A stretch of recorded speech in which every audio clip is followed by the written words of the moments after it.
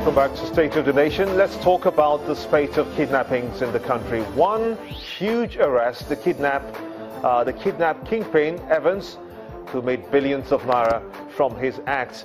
Abed Kadir is a security expert. He joins me on the show now. Let's look at this from the beginning. The issue of kidnap. It seems to be becoming a lucrative crime. How do we stop it? First of all, we need strong institutions of law and order, which is, sad to say, lacking in this part of the world. Now, Nigeria, kidnapping is brought on by so many elements, which are quite sadly quite predominant in our society. There's high rate of unemployment, there's poverty, and religion sometimes. You find that kidnapping did not just start with the current trend that we have now. It started, to my mind, in the Niger Delta. I thought kidnapping was as a result of choice. It is as a result of choice, and it's also brought on by other motivations. It could be political, like I said, it could be religious, it could be ideological. There are different reasons, but in this part of the world, it's brought on more as a result of poverty, which is quite sad to say,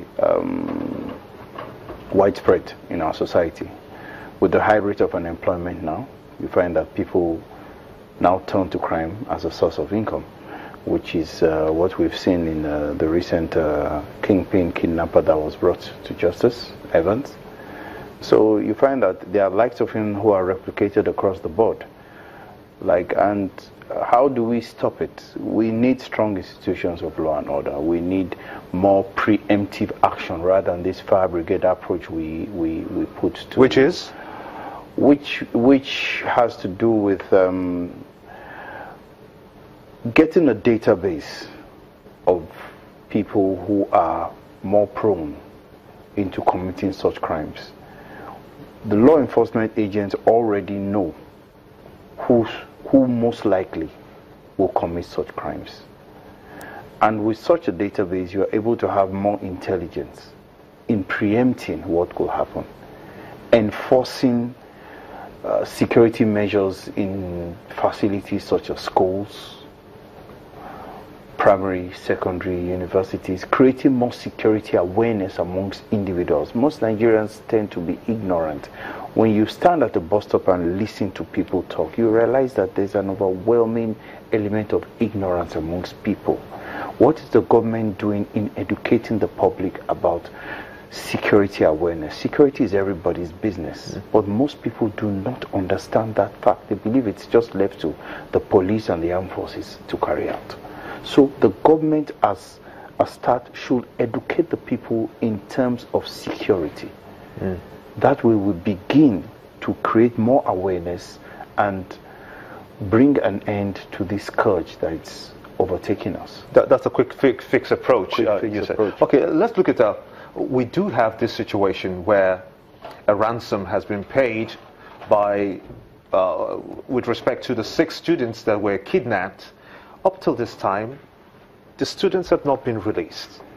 What seems to be the problem after paying a ransom? To my mind, it's inefficiency on the part of government.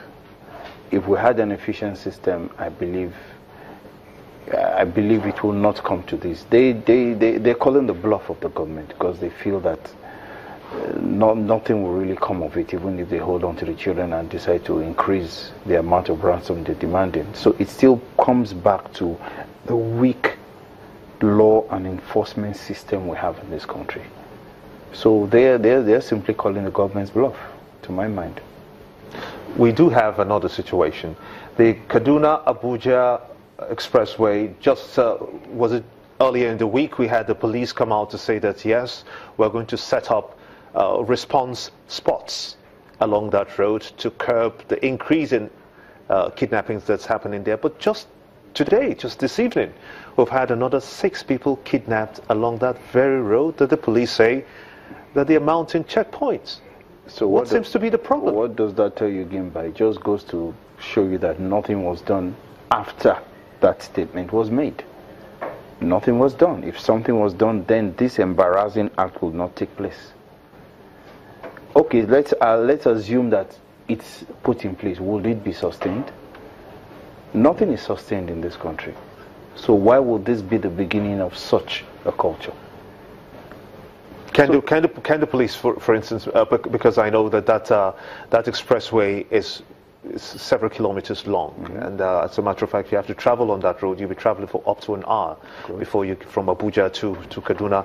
So, how does technology come into play here? Can they go about trying to stop this situation using technology? When you travel abroad, and you are embarking in a country like the UK, and you're embarking on a 2-hour trip from A to B, you will notice that from point A, when you get on the highway, you see cameras, you see electronic security presence, you see physical presence from point A to point B.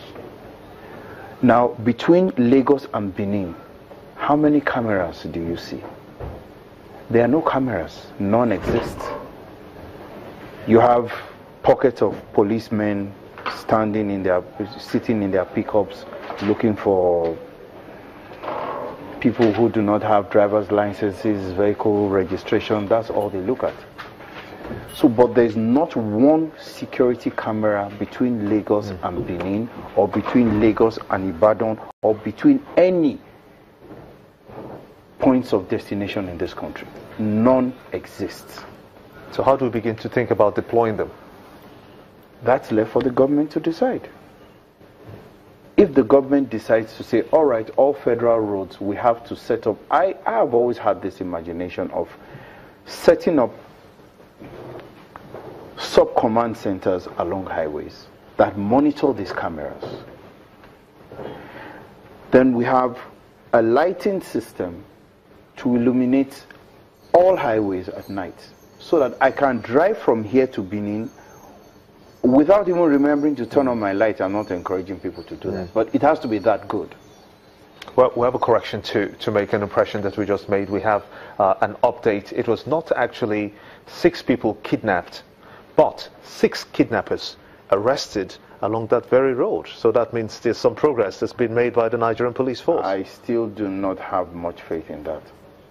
Why not? I mean, 6 just within the week, 6 people were arrested. How am I sure those 6 people are actually kidnappers? How am I sure? Do you doubt the credibility of this report? I doubt the credibility of so many things as regards security in this country. What's your view to payment of ransom? Sometimes it's a necessary evil we have to face, but as much as possible it has to be discouraged. That's my impression of it. I want to thank you so much indeed. Ahmed Kadiri, he's a security expert, talking to us about the spate of kidnappings in the country. Many thanks indeed for talking to us here on State of the Nation. And that's how it's been on the show at this time. Many thanks indeed for being a part of it as well. I am Gimba Omaru. See you same time next week for a fresh package. Until then, stay safe. Bye for now.